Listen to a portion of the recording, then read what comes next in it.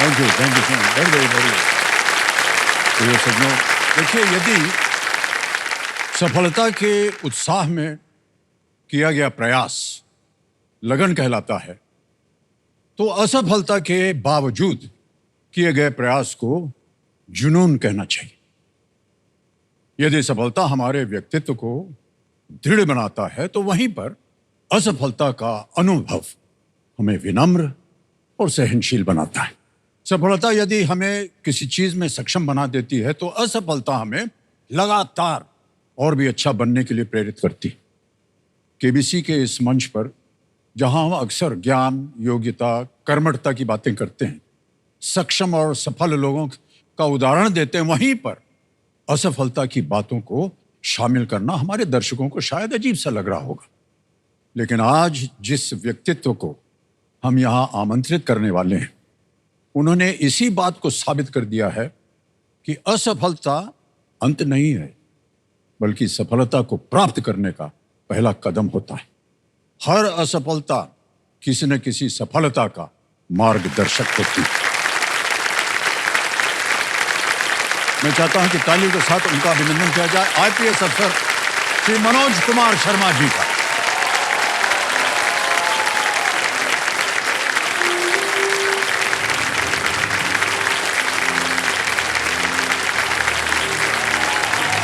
बहुत बहुत स्वागत है आपका। बड़े गर्व की बात है हमारे लिए।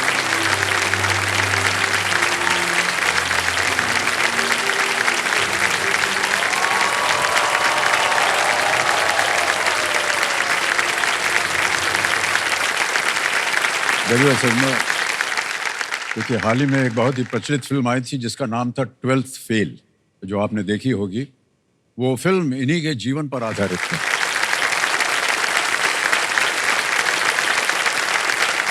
जिसने इस बात की भी पुष्टि कर दी कि बनेगा इंडिया तो बढ़ेगा इंडिया। बहुत ही कठिन परिस्थितियों से निकलकर जिस तरह हमने फिल्म में देखा और आप बाहर आए और आज आप जिस स्तर पर पहुंचे हैं, आप एक प्रेरणा स्रोत बन गए हैं पूरे देश के लिए। और बहुत बहुत बधाई आपको मनोज जी, एक बार फिर आपका हम स्वागत करते हैं। Thank you sir, thank you very much. कैसा लग रहा है, सबसे पहले तो ये बताइए कि यहाँ आकर के। सर ये 2000 में शुरू हुआ था सर केबीसी जी। और तब हम लोग तैयारी कर रहे थे यूपीएससी के लिए। अच्छा। तो ऐसा लगता ही नहीं था सर कि कभी यहाँ हम पहुँच सकते हैं या बैठ सकते हैं। आपको शायद ये नहीं पता होगा कि चलो ये आपके लिए काम है।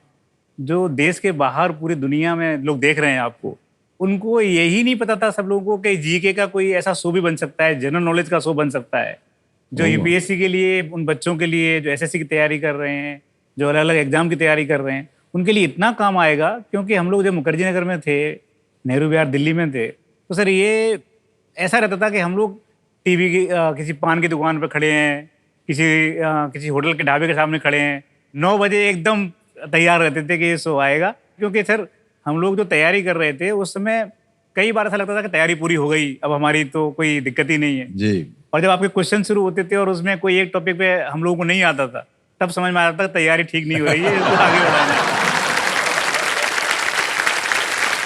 हम जानना चाहते हैं मनोज जी कि आपका बचपन गुजरा कैसे? सर मध्य प्रदेश में एक जिला है मुरैना, चंबल का एरिया है। जी हाँ जी। और वहाँ पे एक तहसील है जौरा, उस पास में गांव है बिलगांव। मैं बिलगांव का रहने वाला हूँ सर। और ये जो क्षेत्र है सर चंबल, वो क्षेत्र थोड़ा सा पढ़ाई के मामले में और माँ के मामले में उतना आगे विकसित नहीं कर पाया। जी जी। चंबल का नाम सुनते ही सर डाकू वगैरह इनका नाम याद आने लगता है कि नहीं? सर वही बात थी कि चंबल के नाम पे, डाकुओं के नाम पे हम लोग इतने फेमस हो गए थे सर पूरे देश में कि हम लोगों को कहीं मकान लेने जाओगे किराए से तो मकान नहीं मिलता था। जी जी। तो ये भी सर इस मूवी के बनाने के पीछे का एक बड़ा कारण ये भी था कि मैं ये चाहता था कि हम लोगों की जो राम प्रसाद बिस्मिल की जो कर्म भूमि है मुरैना, और इतने बड़े बड़े लोग हुए वहाँ पर, उनके बारे में मालूम चले कि हम लोग डाकुओं से अलग भी कुछ हैं, हम लोग सच्चे और सीधे और देशभक्त भी हैं सर। इसलिए बचपन के उस दौर में असली समस्या पढ़ाई की थी सर, क्योंकि पढ़ाई होती ही नहीं थी सर। सारे लोगों का एक ही काम था, ऐसा कोई स्कूल ढूंढना जहाँ नकल चलती हो, नकल ऐसी चलती हो कि आपको बोर्ड पर लिखा के कराते हो। ओहो। और वहाँ पर 12th में पास होना है। क्योंकि सर 12th वो जगह है जहाँ पे पास होने के बाद लोगों की नौकरी लगना शुरू हो जाती हैं। मेरे पास भी वही था सर, मैं भी यही सोचता था। पर मेरा भाग्य ऐसा खराब निकला सर कि उस साल एक ऐसा ऑफिसर आ गया जिसे नकल चलने ही नहीं थी। और वो क्या करते थे, स्कूल में आके बैठ जाते थे, नकल नहीं होने देते थे। ओह तो उनके इस एटीट्यूड को देख के ना मुझे बहुत सीखने को मिला। जी। मैंने जब देखा कि वो आदमी के सामने मेरा प्रिंसिपल कुछ भी नहीं है, तो मुझे रियलाइज हुआ कि ये ऐसा आदमी बनता कैसे है, ऐसा क्या करता है यार। और जब धीरे धीरे मालूम चला उनके बारे में, उनसे बात करके मालूम चला कि ऐसे एग्जाम होते हैं जिन एग्जाम को अगर हम दें तो इतने ही ताकतवर हम बन सकते हैं। तो मुझे लगा कि अब दुनिया में वो और कुछ हो ना हो, मुझे ऐसा ही बनना है, ऐसा ही एग्जाम पास करना है। क्या बात। तो जब आपने सोचा कि नहीं हमको पढ़ाई लिखाई और भी करनी है, तो थोड़ा बहुत तो विरोध हुआ होगा घर वालों की तरफ से, ऐसा कुछ था? हम, मेरी माली हालत ठीक नहीं थी, आर्थिक रूप से हम लोग बहुत कमज़ोर थे। मेरी माँ का एक सिस्टम था कि वो कैसे भी हम लोगों को कभी भूखा नहीं सोने देती थी किसी भी हालत में, चाहे इधर से जाना पड़े उधर से लाना पड़े या कुछ करना पड़े। जब मैंने तय किया कि बाहर जाना है, तो मेरी माँ, मेरी दादी, मेरा भाई, ये सब लोगों ने ये बोला कि तुम जाओ, तुम चिंता मत करो यहाँ की, अगर तुम्हें लगता है तुम कुछ कर सकते हो तो जाओ। और फिर सर मुझे इन लोगों ने बड़ा प्रोत्साहन दिया और भेज दिया सर। क्या बात। आजकल आपकी पोस्टिंग कहाँ है और क्या कर रहे हैं आप?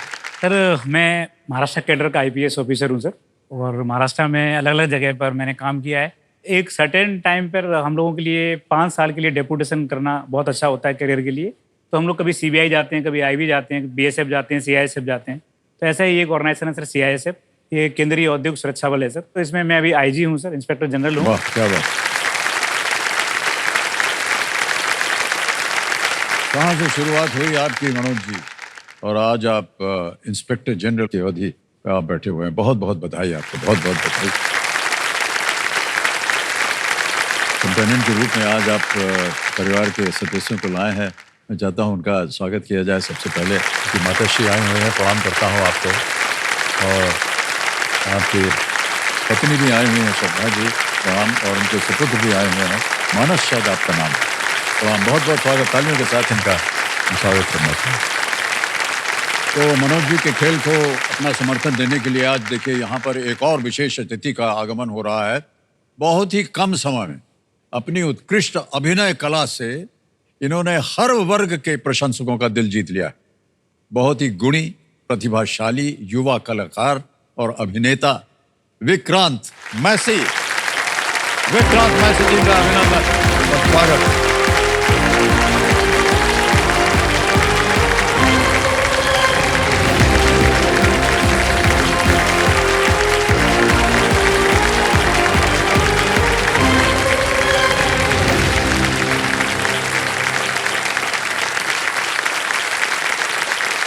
विक्रांत मैसी देवी और सजनों, इन्होंने भूमिका निभाई थी मनोज जी की 12th फिल्म में, और इतना अद्भुत अभिनय आपका। और जितने भी लोगों ने फिल्म देखी होगी, आप लोग अनुमान लगा सकते हैं कि बहुत बहुत स्वागत आपका विक्रांत, बहुत बहुत स्वागत, बहुत बहुत स्वागत। Thank you so much sir, thank you. और मैं बहुत नर्वस हूँ सर। नर्वस? 12-13 साल सिनेमा में हो गए, 8-9 साल टेलीविजन किया, 20 साल लगभग प्रोफेशनल काम करते हुए हो गए, लेकिन पहली बार आपसे इन पर्सन मिलने का मौका मिला। लेकिन मैं आपको बताऊं, हमें तो ऐसा लगता है कि हम आपको कई बार मिल चुके हैं। आपका अभिनय देख करके ऐसा लगता है, कई बार ऐसा होता है देवियों सज्जनों, किसी का अभिनय देख लेते हैं तो ऐसा लगता है हाँ ये तो अपना ही आदमी है, अपना जा रहे हैं। Thank you sir. इतना रियल एकदम, जितना भी आपने काम किया उसमें, यही सबसे बड़ी खूबी थी मुझे लगी। जब आप वही थे जो आपके बगल में बैठे हैं वो। सर इनकी तरह तो मैं कभी बन नहीं पाऊंगा। One of the reasons why I also did the film is because कहीं ना कहीं बहुत सारी चीजें मेरी खुद के जीवन से मिलती जुलती थी, पर जब इनसे मैं मिला तब ऐसा लगा कि अगर मैं अपनी जी जान लगा के मेहनत करूंगा तो शायद ही जस्टिफाई हो पाएगा। क्योंकि मैं सच कह रहा हूँ कि मनोज सर जैसे लोग मैंने अपने जीवन में बहुत कम ही देखे हैं। वाह क्या बात।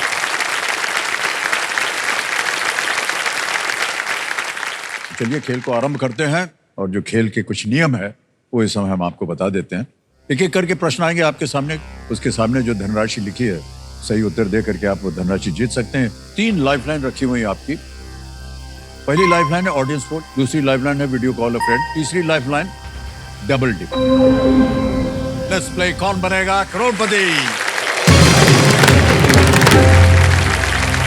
मनोज जी और विक्रांत, हमारी शुभकामनाएं आपके साथ। पहला प्रश्न 1000 रुपए मनोज जी और विक्रांत आपकी स्क्रीन के ऊपर ये रहा। हिंदी मुहावरा आसमान से गिरा डैश में अटका तो क्या पूरा करता है? What completes the Hindi idiom आसमान से गिरा डैश में अटका? ऑप्शन देखिए, ए कांटों, बी खजूर, सी टापू, ये डी समंदर। कांटों, खजूर, टापू, समंदर, बोलिए। सर बी खजूर। बी खजूर, क्या करें? लॉक कर दीजिए। लॉक कर दिया जाए बी को। बिल्कुल सही जवाब दिया आपने। चलो शुरुआत हो गई। आगे चलते हैं। दूसरा प्रश्न 2000 रुपए आपकी स्क्रीन के ऊपर ये रहा। जीन्स आमतौर पर किस सामग्री से बनाई जाती है? What material is generally used to make jeans? Option देखिए, ए वुल, बी सैटिन, सी डेनिम, डी लेदर। ऊन, सैटिन, डेनिम या चमड़ा?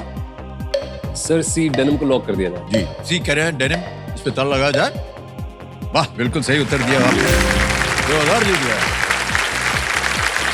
ऑलराइट, एक बात ऐसे ही हम पूछ रहे हैं आपसे कि जी सर। कोई ऐसा वाक्य आपको लगा मनोज जी के जीवन का जिसने आपको प्रभावित किया कि नहीं, मुझे ये फिल्म करनी है? सर मुझे पहले जो इस फिल्म के प्रोड्यूसर डायरेक्टर हैं विधु विनोद चोपड़ा जी, जी हाँ, जी हाँ। मुझे जब उन्होंने बुलाया तो अनफॉर्चुनेटली 12th फेल नाम की किताब है, मुझे पता नहीं थी सर। ओह, स्क्रिप्ट के पहले मुझे कहा पहले तुम किताब पढ़ो, अगर किताब पसंद आएगी तो तुम्हें स्क्रिप्ट देंगे। तो रात के 3 साढ़े 3 बज रहे थे और एक पॉइंट पे आके मैं बहुत रोने लग गया और किताब को मैंने साइड पे रख लिया। And that is when I actually thought कि ये गॉड सेंड है ये कहानी मेरे लिए।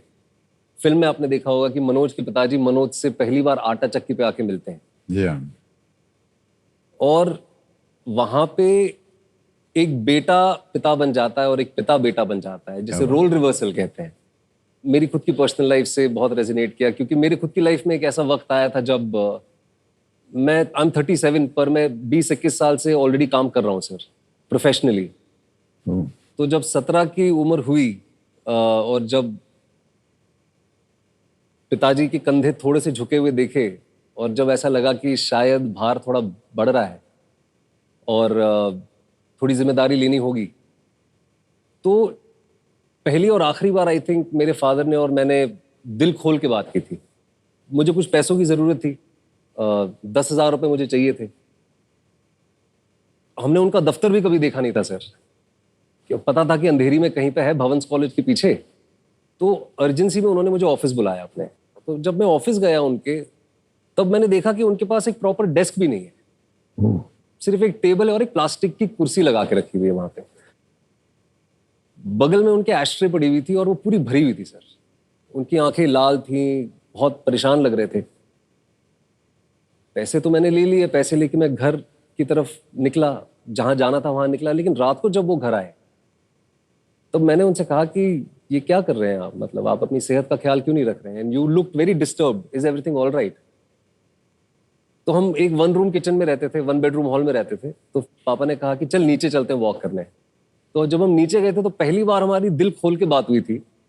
और तब मेरे साथ भी ऐसा हुआ था कि एक फीलिंग आ गई थी कि अब आई थिंक लाइफ में रोल रिवर्सल का वक्त आ गया है। आ गया जी। And that incident and what Manoj sir went through with his father in atta chakki is something that actually made me believe कि अब ये कहानी कहनी पड़ेगी और ये कहानी मैं ही कहूंगा जाके। वाह वाह, बहुत बहुत खूब।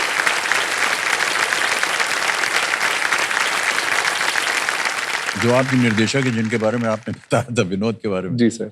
सर उनकी एक खासियत यही है, ऐसा वो विषय चुनते हैं जी जो एकदम दिल को छू जाती है बात। जी सर। बहुत मेहनती हैं वो, जी थोड़े अड़ियल हैं लेकिन मेहनती बहुत। जी सर। और सर समय के को बहुत ही अनुशासित होना बहुत पड़ता है उनके साथ। जी सर। और डांट देंगे वो अगर जी आप सर, वो समय पे डांट नहीं लगा पहुंचे देते। तो।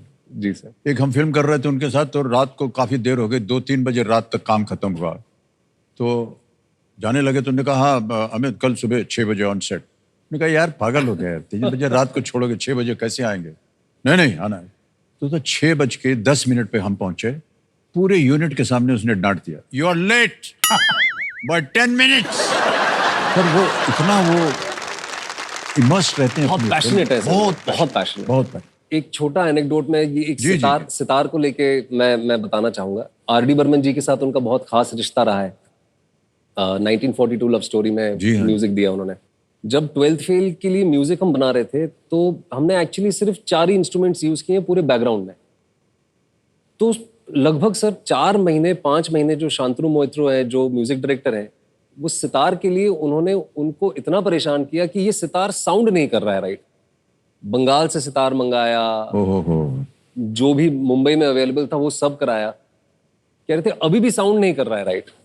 3-4 महीने बाद उन्होंने कहा कि एक काम कर, आरडी जैसा सितार लेके आ। तो शांतनु मोहित्रो ने सोर्स करके 1960s का सितार निकाला, और वो जब प्ले किया कि ये 60s के सितार की लकड़ी जो है, वो लकड़ी की वजह से वो रिवर्ब आ रहा है, इसीलिए ये वैसा साउंड करता है, हम वही यूज करेंगे। वाह। कितने पैशनेट है। अजीब शख्स है सर जी। Alright, जितना भी आज यहाँ से जीत के जाएंगे वो एक बहुत ही नेक काज में उसका दान होगा, तो वो कौन सा वो होगा चैरिटी, बताएंगे? सर एक ऑर्गेनाइजेशन है जिसका नाम आम्रपाली उत्कर्ष संघ है।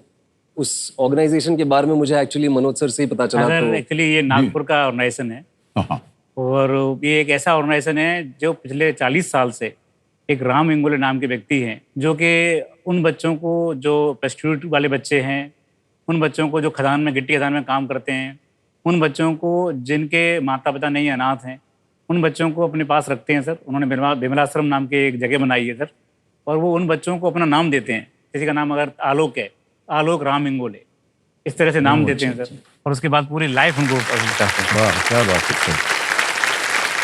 मतलब उनके पास 250-300 बच्चे रहते हैं सर हर समय उनकी। और वो ऐसा नहीं करते हैं सर कि एक बार बड़े हो गए तो छोड़ दिया, शादी तक बच्चियों की शादी भी करते हैं सर। करवाते हैं, अच्छा जी। पूरा माँ, पूरे पिता का और माँ का पूरा रोल अदा करते हैं। वाह क्या बात है सर। हमारी शुभकामनाएं हैं, हम उम्मीद करते हैं कि ढेर सारी धनराशि आप लेकर के जाएं। राइट मनोज जी और विक्रांत, चलिए आगे बढ़ते हैं खेल में। तीसरा प्रश्न 3000 रुपए आपकी स्क्रीन के ऊपर ये रहा। अच्छा, ये एक ऑडियो प्रश्न है। इस गीत के गायक को पहचानिए। Identify the singer of this song. Committee महाशय, गाना बजाया जाए।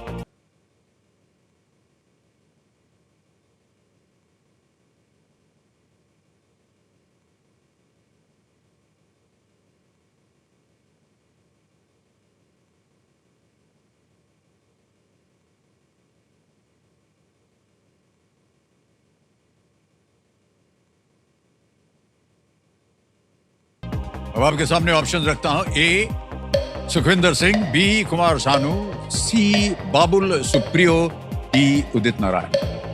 वही होगा सुखविंदर सर। ए सुखविंदर सिंह को लॉक कर दिया जाए सर। क्या बात है, ताला लगाया जाए यहीं पे। बस ताली बज गई पहले ही। बिल्कुल सही उत्तर दिया है आपने मनोज जी। तो कैसे आपको पता चल जाता है मनोज जी कि ये गाना किसने गाया है? सर फिल्में वगैरह देखने का समय मिलता है? सर मूवी तो आईजी हैं आप, सर मेरी देश की रक्षा कर रहे हैं और पिक्चर देखने चले गए आप। सर वैसे- मुझे संगीत सुनना अच्छा लगता है, पर सच में मुझे नहीं पता चलता किसकी आवाज है। यहाँ तक कि मैं रफी और किशोर की आवाज में भी दिक्कत चल जाती है। हमारे जमाने के लोग हैं। ये विक्रांत का उत्तर था सर, मेरा अच्छा नहीं अच्छा, था। हाँ ये मॉडर्न जनरेशन है सर। सर, पत्नी जी से पूछना चाहूंगे। श्रद्धा जी, प्रणाम करता हूँ आपको। ये फिल्म वगैरह दिखाने ले जाते हैं कि नहीं आपको? सर टाइम चुरा लेते हैं सर। नहीं सच सच बोल दीजिए, कोई ऐसी बात नहीं है। नहीं सर, जरूरी है, थोड़ा इंसान भी तो बना के रखना है सर। हाँ वाह क्या बात है।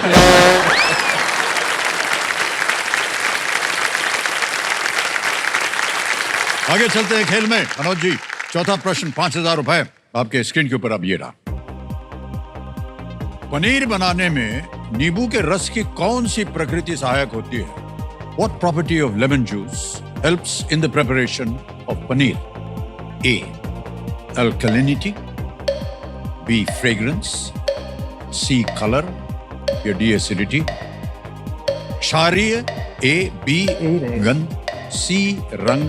D. क्षारी है, पनीर अम्लीय। नींबू निचोड़ देते हैं, वो आ जाती है। Citric acid. सिट्रिक एसिड होता है तो आई थिंक एसिडिटी है। सर घड़ी चल पड़ी है।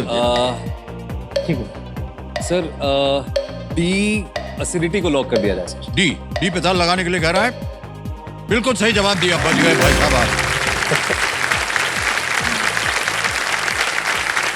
पनीर तो इनका फेवरेट है सर। हैं? इनका फेवरेट है पनीर। अच्छा, ये खाने के बहुत शौकीन है और श्रद्धा मैम भी बहुत शौकीन है खाने की। और इनके घर पे सबसे बढ़िया चाट मैंने पूरे मुंबई शहर में इनके घर में खाई है। चाट। और सर एक जब ये तैयारी कर रहे थे यूपीएससी की, तब एक थाली मिलती थी इनके मोहल्ले में। अच्छा। 90 रुपए की होती थी, जिसे स्पेशल थाली बोलते थे। आप ही बोल दो थोड़ा सा। सर, मैं और सद्दा दिल्ली में थे और उस समय पैसों की थोड़ी तंगी चल रही थी। 7 रुपए की हाफ सब्जी आती थी और 1 रुपए का एक रोटी रहती थी सर। तो 10 रुपए में काम चल जाता था सर। तो मैं और सद्दा बार बार सोचते थे कि ये 90 वाली थाली कब खाएंगे। तो 90 वाली थाली में सर गुलाब जामुन भी रहता था, पनीर भी रहता था। तो सर एक ओम जी भोजनालय था सर वहाँ पर। तो हम लोग बार बार निकलते समय सोचते थे कि एक बार फ्री निकल जाएगा तो फिर आएंगे खाने।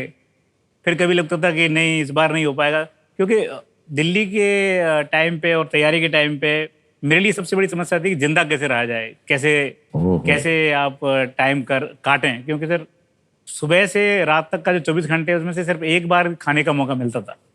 तो वो थाली खाने के लिए हम लोगों ने बहुत दिन तक वेट किया सर। कई बार हम लोग 6-6 महीने तक वेट करते थे कि एक दिन आएगा जब हम भोजनालय में जाएंगे और हम बैठेंगे और खाना खाएंगे। क्या तो बात है, पनीर की वाह। और सर एक चीज और, प्रीलिम्स क्लियर भी कर लेते थे तो एक नया बेंचमार्क अपने लिए सेट करते थे कि रुक जाओ, अभी नहीं, मेंस करके खाएंगे। ओह अच्छा, पूरा इम्तिहान पास जब हो जाएगा तब। अरे मेंस करके खाएंगे। तो बड़ा स्वादिष्ट लगा होगा वो और जिस समय अरे आपने वो सर। 90 थाली खाई होगी। आप पूछिए मत सर। घी में लगी हुई रोटियां अभी भी मेरे मन में स्वाद आता रहता है सर उनका। वाह क्या बात है। पकाने वाने में आपका शौक है कि नहीं मनोज जी? सर बहुत सर। रियली? हाँ। अच्छा, उनके हाथ का कि अपने हाथ अपने का? हाथ का सर। वाह। मेरा ये शौक है सर कि मेरा स्ट्रेस जो खत्म होता है वो सब्जी बना के खत्म होता है सर, खाना बना के खत्म होता है। पता नहीं क्यों मुझे ऐसा लगता है कि जब भी आप स्ट्रेस में हैं, आप किचन में सिर्फ चले जाओ, बस थोड़ा मसाला देख लो क्या मसाला है, अचार देख लो, अचार को हिला दो थोड़ा सा। आप फ्रिज को खोलते से ही आपको 2-3 चीज़ें ऐसी मिल जाती हैं उसमें जिसको आपको उठाने की इच्छा होती है। कुछ नहीं हो तो एक मूली काट के खा ली। क्योंकि सर मूली के साथ मेरा संबंध बड़ा पुराना है गांव का, कि मुझे जब गांव में था तो बहुत सारे लोग अपने खेतों में काम कराने ले जाते थे, ये बोल करके कि बेटा तेरे को 10 मूली देंगे, चल खेत में काम करते हैं। तो वो सारा अनुभव लाइफ का अभी भी वैसा का वैसा ही चल रहा है सर। और ये जो चीज़ है ना सर, कि हमारे कई शहरों में कई जगह पे हमारे लोग टीचर लोग बोलते रहते हैं कि इन स्पाइट ऑफ दैट कि हमारे बच्चे ग्रामीण पृष्ठभूमि के हैं फिर भी हम ऐसा कर रहे हैं, फिर भी ऐसा कर रहे हैं। तो मैं उनको बोलता हूँ कई बार, इन स्पाइट ऑफ दैट नहीं, बिकॉज ऑफ दैट। क्या बात है। बिल्कुल सही क्योंकि कहा। जो गांव के बच्चे का अनुभव है ना सर, जी हाँ सर, वो अनुभव किसी का हो ही नहीं सकता किसी भी हालत में। बिल्कुल सही कहा सर। ऑलराइट भाई साहब, खेल को आगे बढ़ाते हैं। अब आ गया है पहला पड़ाव, 5वां प्रश्न। मूल्य है इसका 10,000 रुपए। इसको पार कर जाइए। 5वां प्रश्न स्क्रीन के ऊपर ये रहा। जीवन और सामान्य किसके कुछ आम प्रकार हैं? What are life and general common types of? Option देखिए। A bank accounts, B insurance, C post card या डी म्यूचुअल फंड। बैंक खाते, बीमा, पोस्ट कार्ड या D mutual fund. Sir B insurance पे ताला लगा दिया। बी पे कह रहे हैं ताला लगाने के लिए। बिल्कुल सही जवाब दे दिया आपने। वाह। 10,000 रुपए जीत लिया तुमने, बहुत बहुत बधाई।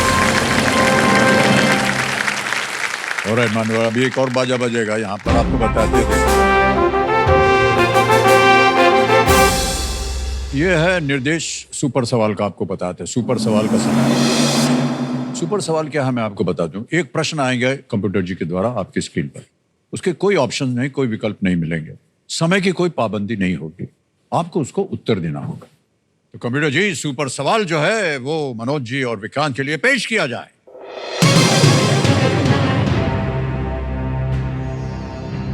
रेनमिनबी, जिसे युआन भी कहा जाता है, भारत के किस पड़ोसी देश की मुद्रा है? चाइना।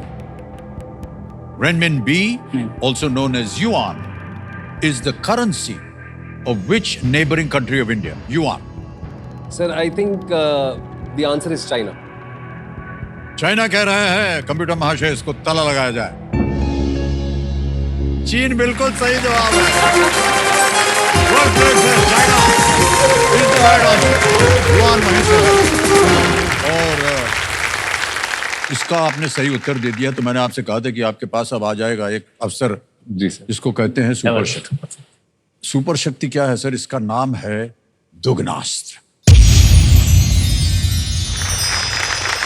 मनोज जी, ये अनुभव कैसा रहा कि एक छोटे से गांव, चंबल के गांव से निकल करके आज आप एक बड़े शहर मुंबई में रह रहे हैं? सर मैं जब गांव से आया था शहर, तो मेरे लिए एक मूल समस्या थी कि मैं सरवाइव कैसे करूंगा, और उसके लिए मैंने बहुत सारे काम किए सर। शुरुआत में तो कई एक घरों में जाके घंटी बजाता था, मैं कहता मुझसे कुछ पढ़वा लो, बच्चे को ट्यूशन पढ़वा लो। कुछ लोगों ने मौका दिया मुझे, लेकिन मैं सक्सेस नहीं हो पाया सर। फिर सर मैंने एक लाइब्रेरी में काम किया सर, और उस लाइब्रेरी का एक बहुत अच्छा ये था कि मुझे रहने के लिए भी वहीं दिया गया था सर। मैं रह भी उसी में रहा था। ओह अच्छा। तो जहाँ पर हम अखबार पढ़ने के लिए जो एक तख्ता टाइप का रहता है ना, उसी पे मैं रात को सोता था सर। तो मेरा मूल काम था कि मैं लाइब्रेरी में जितने भी अखबार बिछे हैं उनको बिछवाना, जो पढ़ने आ रहे हैं वाले लोग हैं उनके लिए पानी की व्यवस्था करना और बाकी चीज़ें करना। पर वहाँ मुझे अब्राहम लिंकन जैसे लोगों को पढ़ने का मौका मिला, मैक्सिम गोर्की जैसे लोगों को पढ़ने का मौका मिला, अब्दुल कलाम साहब जैसे लोगों को मौका मिला, महात्मा गांधी का एक्सपेरिमेंटल ट्रूथ मैंने वहाँ पढ़ा।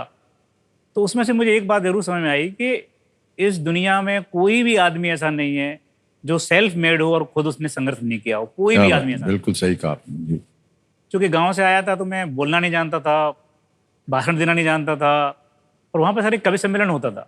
गाँव शहर के सब ठीक ठाक लोग आते थे, कविताएं पढ़ते थे।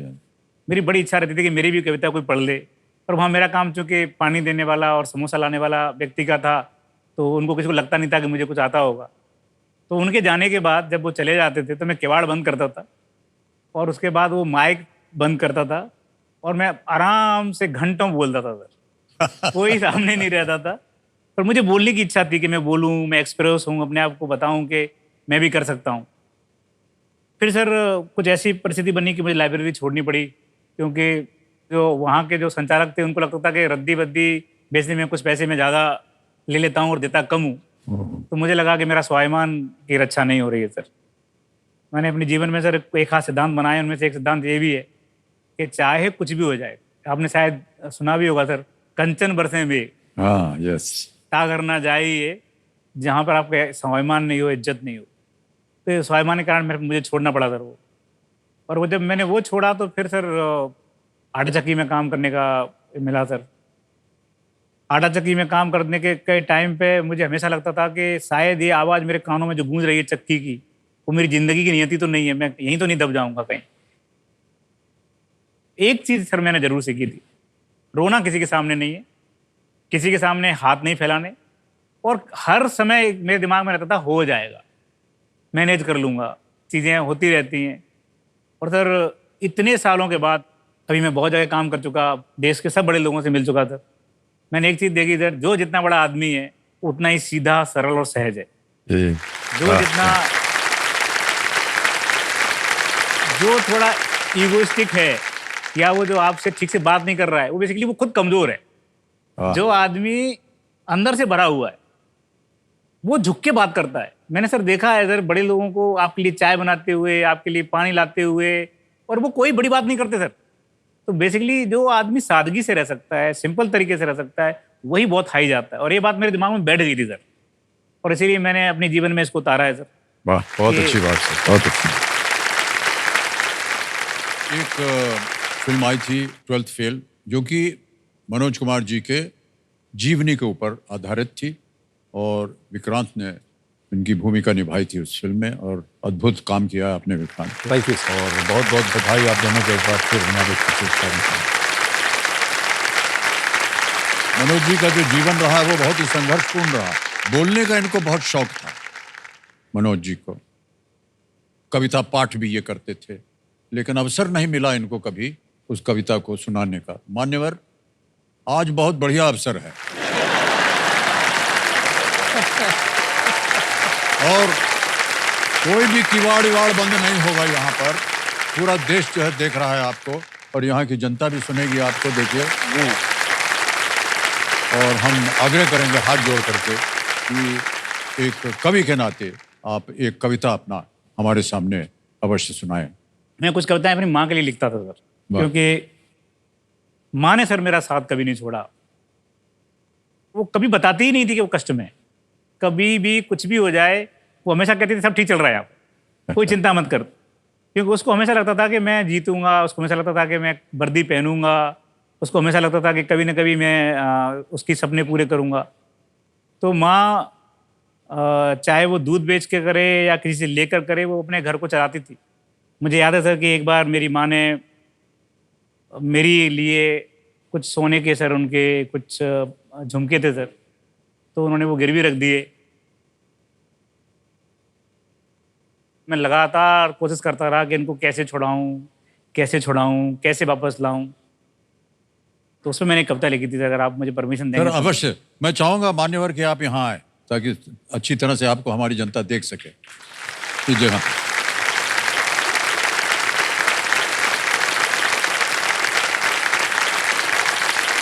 Thank you very much sir. ये बहुत बड़ा अवसर है मेरे लिए, क्योंकि मैंने बंद कमरे में कविताएं बहुत पढ़ी हैं सर, लेकिन देश के सामने आज अमिताभ बच्चन के सामने पढ़ने का मौका मिल रहा है सर। माँ तुम्हारे कानों के झुमकों को, कि माँ तुम्हारे कानों के झुमकों को जब रखा था मैंने गिरवी, जब रखा था मैंने गिरवी, तब मुझे पता ही नहीं था कि तुम इस तरह हो जाओगी हताश, कि तुम इस तरह हो जाओगी हताश और खामोश इनके बिना। मुझे यह भी नहीं पता था कि तुम यूं जाना छोड़ दोगी घर की देहरी के पार। मुझे यह भी नहीं पता था कि तुम यूं जाना छोड़ दोगी देहरी के पार। अब मैं मन से चाहता हूं कि एक शाम जब मैं लौटूं, अब मैं मन से चाहता हूं कि एक शाम जब मैं लौटूं तुम्हारे पास, तब तुम्हारी कुमलाई हथेली पर, तब तुम्हारी कुमलाई हथेली पर रख दूं वही पुराना छोटा डिब्बा जिसमें रखे हों तुम्हारे अपने झुमके, जिनमें रखे हों तुम्हारे अपने झुमके। पर तुम्हारी उदास आंखें अब नहीं मांगती मुझसे, पर तुम्हारी उदास आंखें अब नहीं मांगती मुझसे वो झुमके और ना ही कोई ऐश्वर्य सुख, बल्कि वे तो देखती रहती हैं हारते हुए मुझे।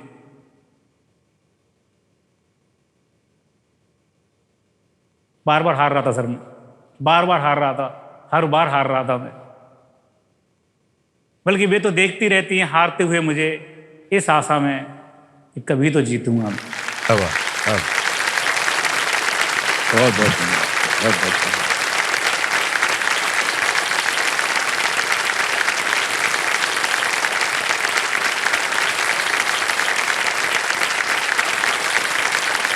तो माँ का हृदय जो है वो अद्भुत होता है, उसका वर्णन नहीं किया जा सकता है। माता जी, आपको प्रणाम करता हूँ एक बार फिर और आभार प्रकट करता हूँ कि आपने ऐसे पुत्र को जन्म दिया। तो जब आप अफसर बन गए मान्यवर, तो आपके घर का वातावरण कैसा था? पूरे एरिया में ऐसा लग रहा था कि जैसे कोई उत्सव टाइप का आया है। कई लोग तो ये बोल रहे थे कि सच में हुआ है क्या यार तुम्हारा सिलेक्शन। कोई भक्के आके गांव के कहते लड्डू बांटो, कोई कहता बाजी बजवाओ, कोई कुछ भी कहता। इतना खुशी थी, कोई टीवी पे चैनल पे बुला रहा है, देखो माँ जी तुम्हारा लड़का है, कैसा बन गया, कितना बड़ा बन गया। वाह, क्या बात, क्या बात।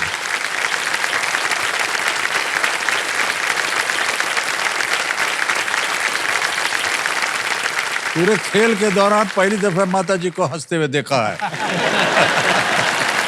सुनो ना, मेरे बेटा नहीं है, ये मेरा भगवान है, मेरी सीता माता है। ओहो,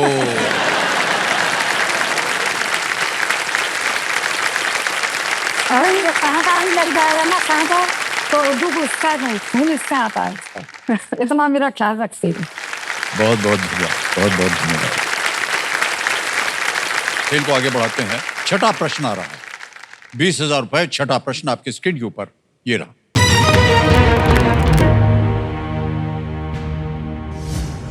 ये एक इमेज प्रश्न है, इसको हमको सीधा पढ़ना पड़ेगा क्योंकि तस्वीर जब तक नहीं देखेंगे पता नहीं चलेगा आपको। चित्र में दिखाए गए चिन्ह किसी इलेक्ट्रॉनिक उपकरण पर इनमें से किसे दर्शाते हैं? The symbols in this image represent which of these parameters on an electronic device? तस्वीर दिखाई जाए।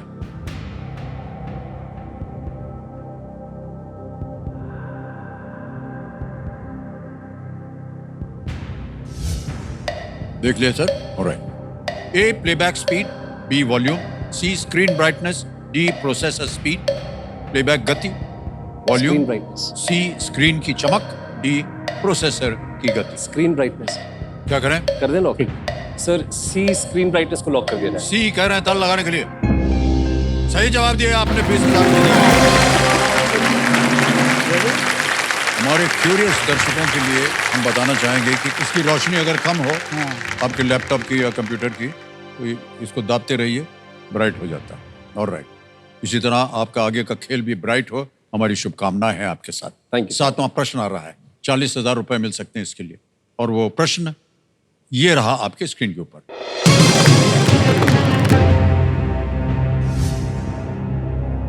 डेविड मॉयस और एरिक टेन हैग दोनों ने किस फुटबॉल क्लब को मैनेज किया है? David Moyes and Erik Ten Manchester Hag United. have both managed which football club? नहीं, रुक जाओ। ऑप्शन आ गए, ए मैनचेस्टर यूनाइटेड, बी एवर्टन, सी कार्डिफ सिटी, या डी बायर्न म्यूनिख। सर ए मैनचेस्टर यूनाइटेड। क्लियर है। क्या करें? सर लॉक कर दिया जाए प्लीज। ए मैनचेस्टर यूनाइटेड पे ताला कह रहे हैं लगाने के लिए। बिल्कुल सही जवाब दिया आपने। मैसेज सही है, मैसेज निकला। ऑलराइट, आगे चलें। आठवां प्रश्न आएगा अब आपके सामने। आठवां प्रश्न 80,000 रुपए ये रहा आपके सामने।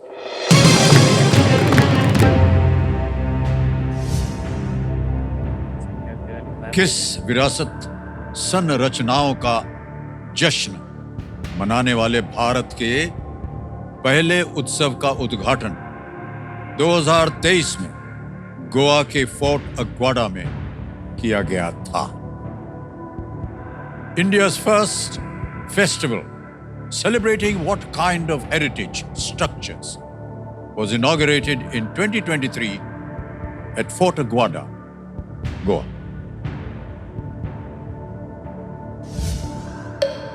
Options आ गए, A clock towers, B palaces, C bridges, D lighthouses. Fort Aguada घंटाघर, महल, पुल या प्रकाश स्तंभ? लाइट हाउस के लिए इंडियाज फर्स्ट फेस्टिवल सेलिब्रेटिंग छोड़ दो, पैलेस छोड़ दो, क्लॉक टावर भी नहीं है क्योंकि फोर्ट अग्वाडा जो है गोवा में वो लाइट हाउस है। लाइट हाउस है पूरा कंप्लीट। तो India's first festival celebrating what kind of heritage structures was inaugurated in 23 at fort Aguada? Lighthouse ही लग रहा है। लाइट हाउस ही लग रहा है। क्लॉक टावर्स 3 सेकंड में लाइट हाउस चले जाते हैं, या ले लें ऑडियंस को ले लें क्या? ऑडियंस पोल नहीं, 20 सेकंड बचे हैं, डबल बोलिए क्या करेंगे? नहीं, डबल डिप बाद में लेंगे। ठीक है, लाइट हाउस लगा दें। सर डी लाइट हाउस पे ताला लगा दिया था। डी कह रहे हैं लाइट हाउस पे ताला लगाने के लिए। लाइट हाउस गोवा में? फोर्ट जो अगोड़ा है सर, उसमें एक लाइट हाउस है बहुत बड़ा। सर कितने पुल बने हुए हैं आपको मालूम है? गोवा में आप जाते आते होंगे। जी सर, पर फोर्ट एक अग्वाडा हेरिटेज स्ट्रक्चर है ये, आजकल के जितने पोर्तुगीज के जमाने के बने हुए थे। ब्रिज सर थोड़े नए भी हैं।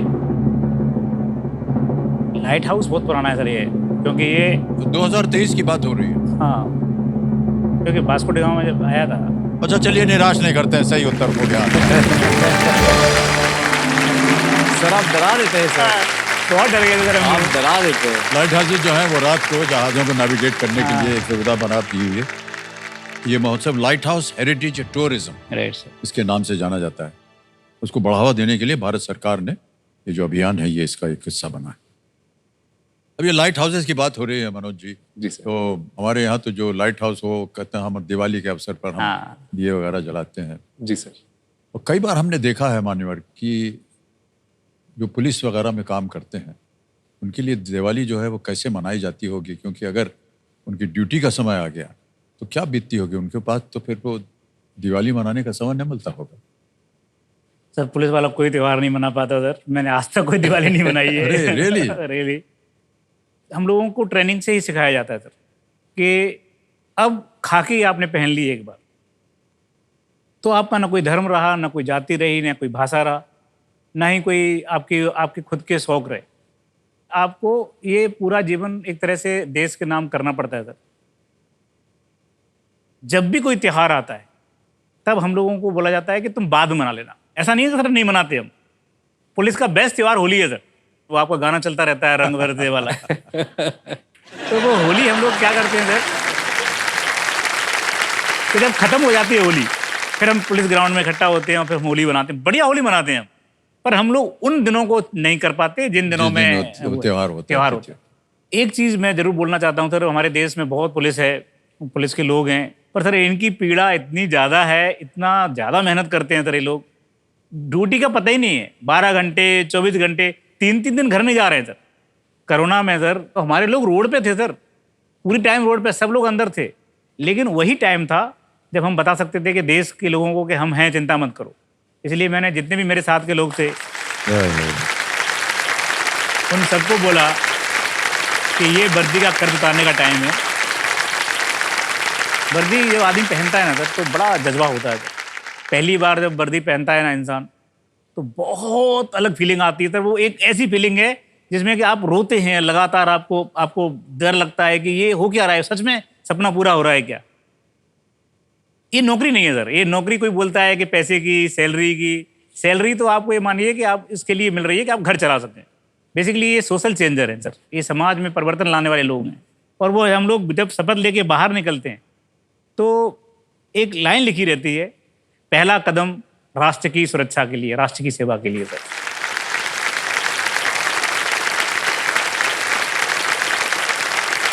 हमारी जो जनता है उसको ये तो बहुत याद रहता है सर कि उनके अधिकार क्या है। तुमने ये नहीं किया, तुमने ये नहीं किया, तब ये ऐसा हो गया तो तुम कहाँ खड़े थे, तुम लेट आते हो, तुम पता नहीं क्या क्या चीज़ें सर। पर सर ये एक बार भी कोई ढंग से ये नहीं बोलता है कि यार तुम कर रहे हो, तुम हो तो हम हैं। Thank you very much.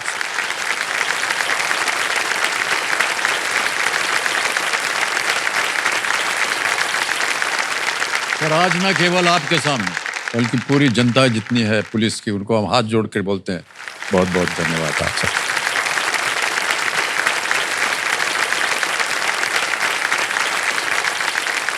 अब आगे चलते हैं खेल की। आ गया है नवा प्रश्न। भाई साहब केवल 2 प्रश्न रह गए हैं दुगनास को हासिल करने के लिए, ठीक है? जी सर। नवा प्रश्न 1,60,000 रुपए आपकी स्क्रीन के ऊपर ये रहा।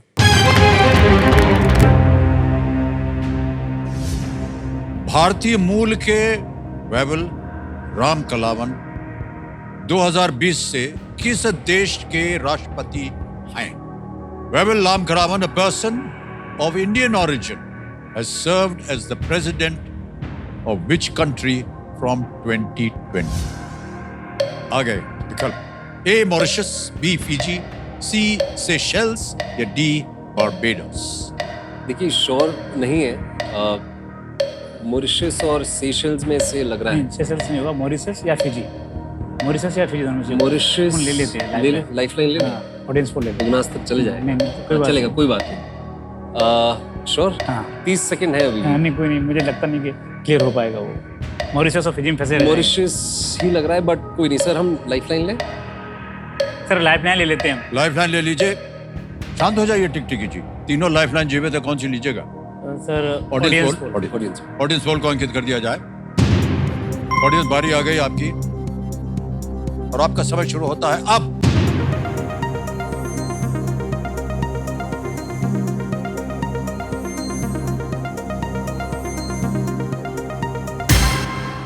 ये ग्राफ बन के आ गया है।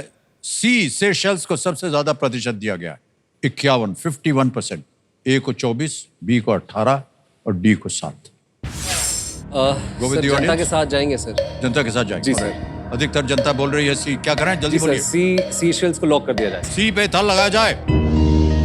Well played audience, is the right answer. क्या बात है। Thank you. रवल राम कलन भारती निकाल दिया जी audience।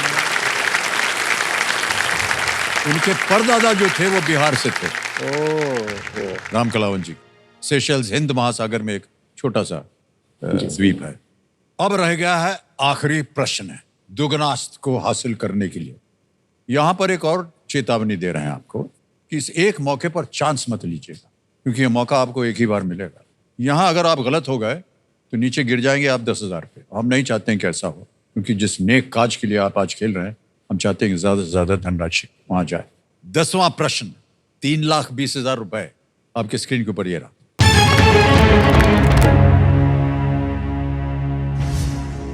आंशिक रूप से उनके जीवन से प्रेरित शेखर एक जीवनी किसने लिखी थी, जिसके 3 में से केवल 2 ही भाग प्रकाशित हुए हैं?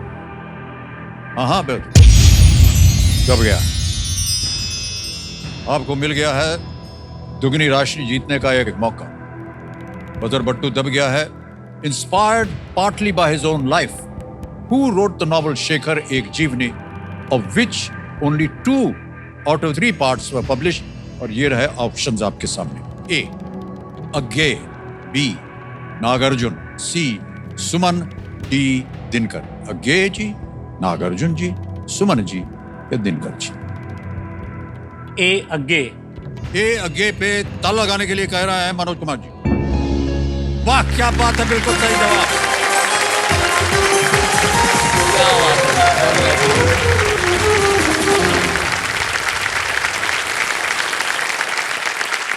तो अज्ञे जी हिंदी लेखक सच्चिदानंद वात्स्यायन का उनका उपनाम, और 2 भागों में प्रकाशित इस पुस्तक का 3रा भाग जो है अभी तक प्रकाशित नहीं है ही हुआ। नहीं। बहुत बहुत बधाई आपको। और सबसे पहले तो ये जो चेक है ये लिख के देना चाहेंगे। तालियां बजती रहे इनके लिए।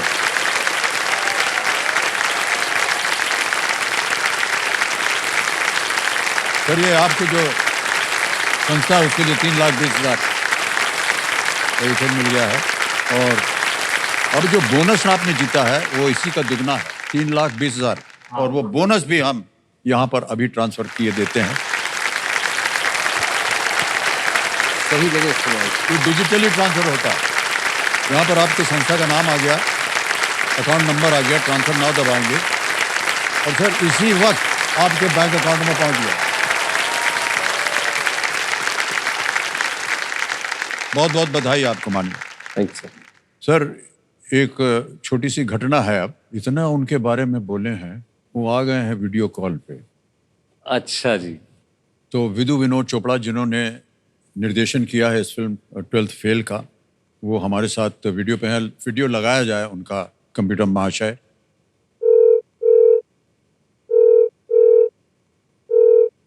विनोद भाई साहब, आपको मैं प्रणाम करता हूँ।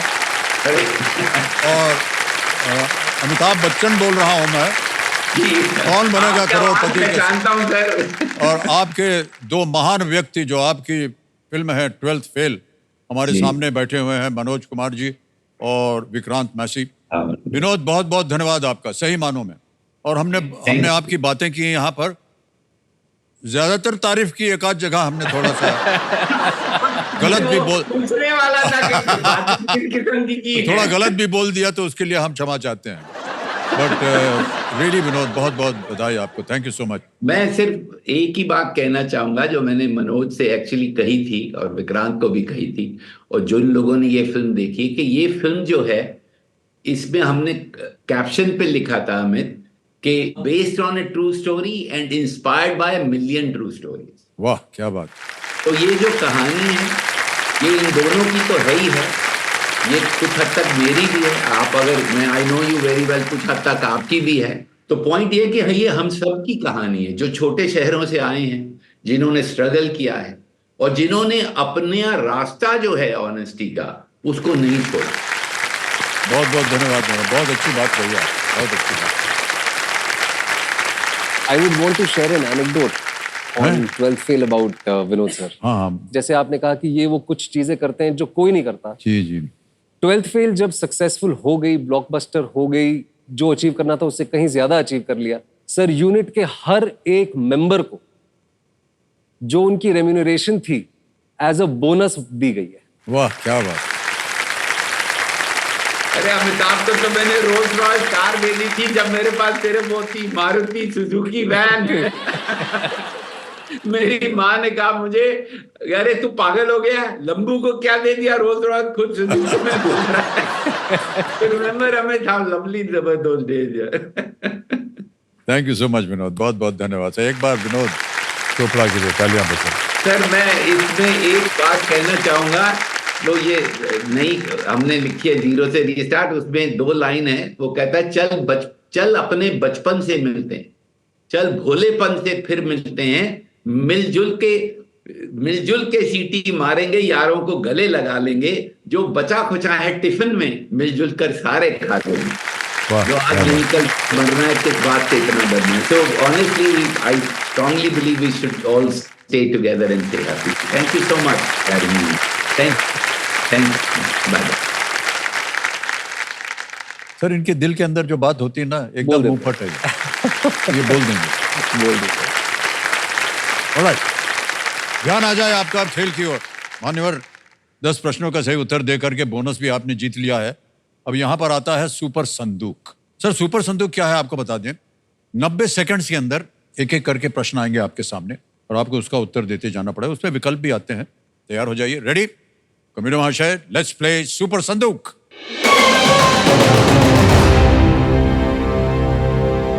मनोज कुमार जी, विक्रांत जी, सुपर संदूक का आपका समय शुरू होता है अब. इनमें से क्या भगवान गणेश का एक नाम नहीं है. Anjaneya, Gajanan, Vakratunda, Lambodar. A Anjaneya. Correct. Next. Test cricket में इनमें से किसका अर्थ है कि दिन का खेल समाप्त हो गया. करेक्ट. नेक्स्ट. श्रीमती नंदिनी सतपथी किस राज्य की मुख्यमंत्री रही है. कर्नाटक, केरल, झारखंड, उड़ीसा. पास. नेक्स्ट. 1975 की फिल्म जॉर्ज. करेक्ट. नेक्स्ट. वर्तमान में श्री गिरिराज सिंह किस मंत्रालय के प्रभारी हैं. वस्त्र, इस्पात, कोयला, विद्युत. पास. नेक्स्ट. पेलिंग किस राज्य में स्थित एक पर्यटन स्थल है. मेघालय, उत्तराखंड, सिक्किम, गोवा. मेघालय. रॉन्ग. नेक्स्ट. इनमें से किस राष्ट्रीय उद्यान में हिमालयी तहर मिलेगा. बंदीपुर, गंगोत्री, पेंच, कुनो. कुनो. गलत. नेक्स्ट.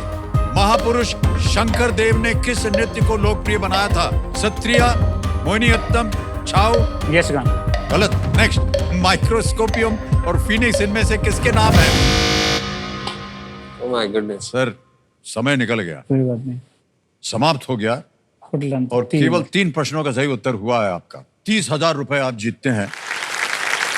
इससे पहले कि इस खेल के बारे में सोचा जाए मनोज जी, जो एक आपके पीछे बैठी हैं उनके बारे में भी हम जानना चाहेंगे कि क्षमा प्रार्थी हूँ श्रद्धा जी.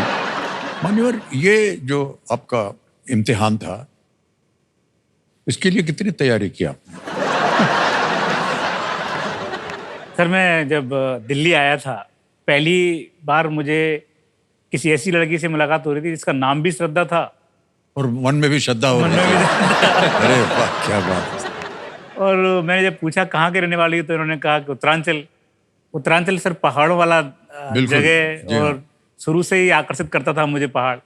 तो श्रद्धा का जो बोलने का तरीका था, जो बात करने का तरीका था, वो ऐसा था कि लगता था कि शायद यहाँ आकर के तनाव ठहर गए हैं, तनाव नहीं है इनके पास.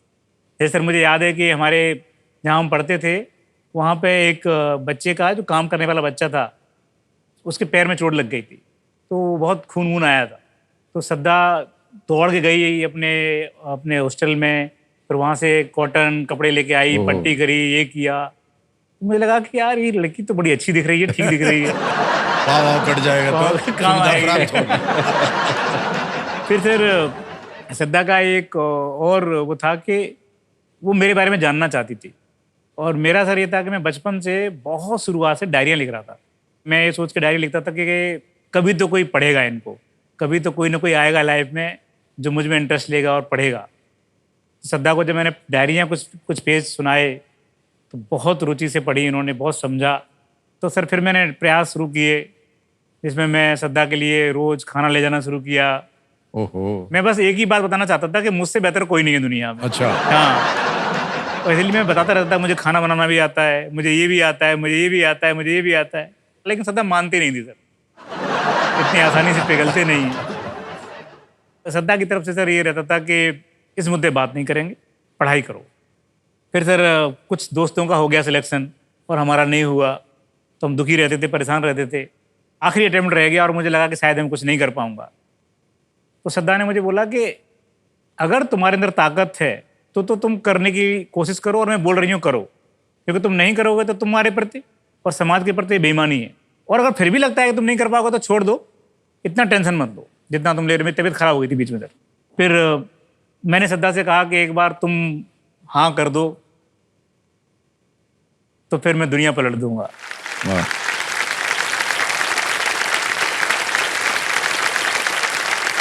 फिर सर श्रद्धा ने एक बार बोल दिया कि जाओ उलट पलट दो दुनिया को, दुनिया जैसी भी है मैं तुम्हारे साथ हूँ, कुछ भी हो जाए कैसे भी हो जाए मैं साथ हूँ।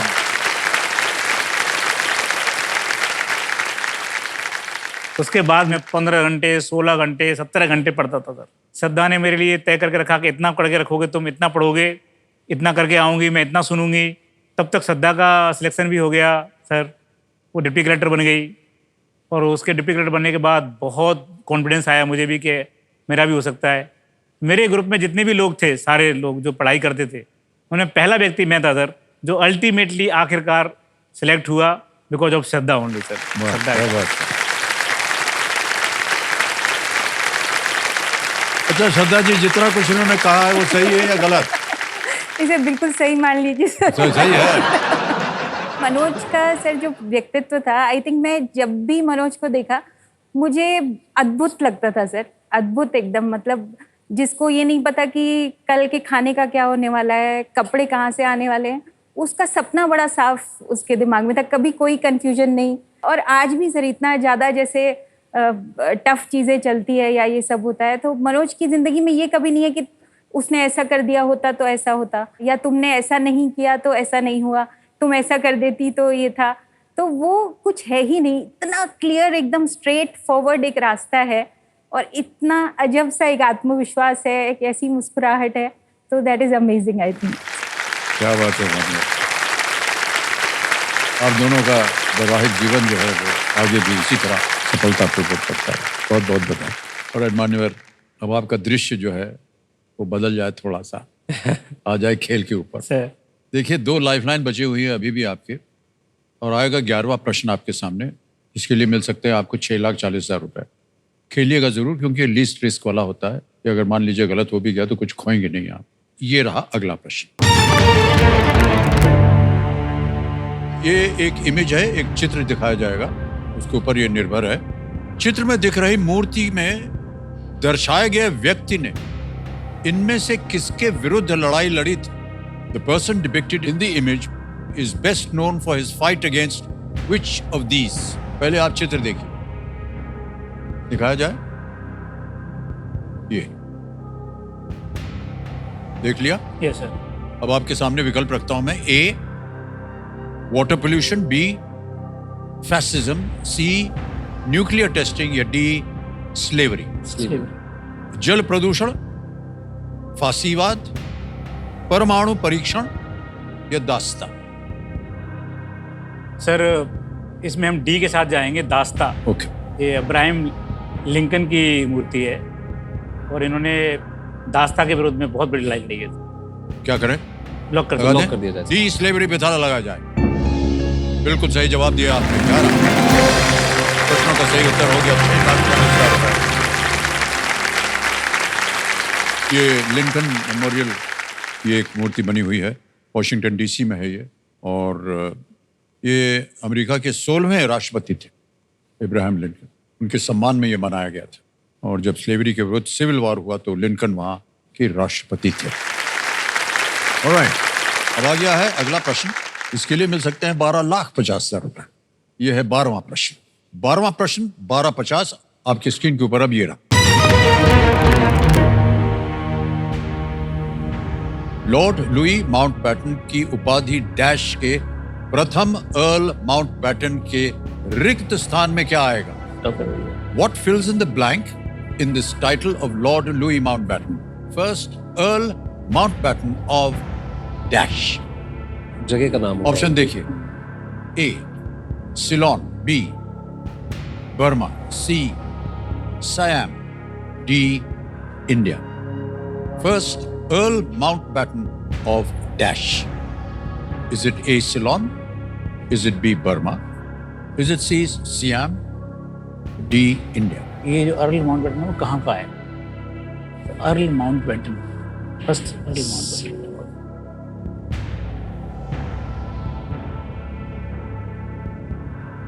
Earl Mountbatten India. हाँ, नहीं इंडिया नहीं है। इंडिया नहीं। कष्ट हो रहा हो तो आपके लाइफ- पास 2 लाइफ लाइन है, life video line call friend है और डबल डे फोन फ्रेंड ले ले। सर लाइफ लाइन लेते हैं सर। लाइन पे ओके। 2 बची हुई हैं, कौन सी लीजिएगा? Sir video call. Video call और फ्रेंड को अंकित कर दिया जाए। आपने कुछ 3 नाम दिए थे जिनसे आप बात करना चाह रहे थे, ये हैं वो 3 नाम। शिव सागर हैं, कुमार वरुण हैं, doctor Diksha Tiwari.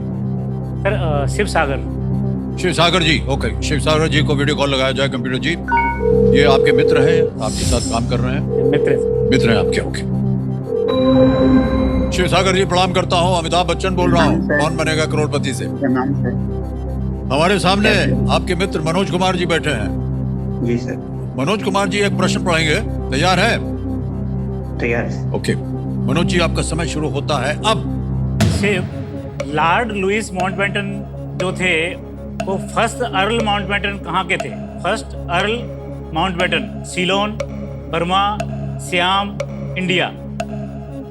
First earl Mountbatten. Sir I think India तो नहीं है सर, सीलोन भी नहीं है, आई थिंक इट्स बर्मा। अब फिर से मैं रिपीट कर रहा हूँ, अर्ल, ये जो अर्ल माउंटबेटन है वो कहाँ के शासक हैं? तो बर्मा, सियाम, सीलोन, इंडिया। मतलब बर्मा तुमको लग रहा है? या सर मेरे को बर्मा लग रहा है। पक्का जाएं? हाँ सर 90% श्योर हूँ मैं, बर्मा लग रहा है मेरे को। ठीक है सर, तार लगाया जाए। क्या करेंगे? क्या करूँगी? तार लगाएं कि दूसरी ऊपर ले, एक और ले? आप बताइए। ये लड़का कॉन्फिडेंट दिख नहीं रहा था उतना। ये कैसे हैं आपके मित्र, इनको कुछ जानकारी वगैरह है? तैयारी तो किया है यूपीएससी का सर। अच्छा, बर्मा कर लेते हैं। कर ले। 90% बोल रहा है वो। कर ले। बर्मा बी। सब बी बर्मा बर्मा कर दिया जाए। विश्वास कर रहे हैं शिव सागर जी पर, ताला लगाया जाए।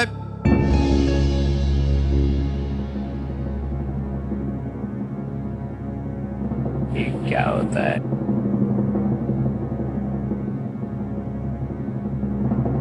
जीत गए ये।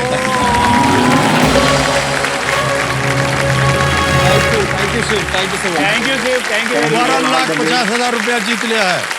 मानना पड़ेगा दक्षिण तुम्हें। पूर्व तैयारी बहुत की एशिया तुमने। थिएटर के सुप्रीम एलाइड कमांडर के रूप में माउंटबेटन के कार्यकाल के दौरान उनकी कमान ने जापानियों से बर्मा को हाँ। वापस पाने का नेतृत्व किया था। बहुत बहुत धन्यवाद, थैंक यू भाई। All the best sir, all the best. 12,50 हो गए आपके इस खेल के जीवन में, और आएगा अब आपके सामने 13वां प्रश्न, जिसका भाई साहब यही था वो भयंकर नाम। ये हूटर बज गया है। इसका मतलब है कि विदाई लेने का समय आ गया है मनोज कुमार जी, और आज का खेल हमें यहीं समाप्त करना पड़ेगा। लेकिन सर बहुत एक बार अच्छा। जोरदार तालियां बज जाएं।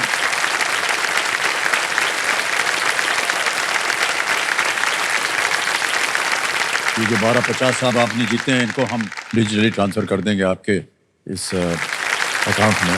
नाम आ गया, अकाउंट नंबर आ गया, ट्रांसफर नाउ दबाएंगे और हम बात देंगे 12,50,000 रुपया।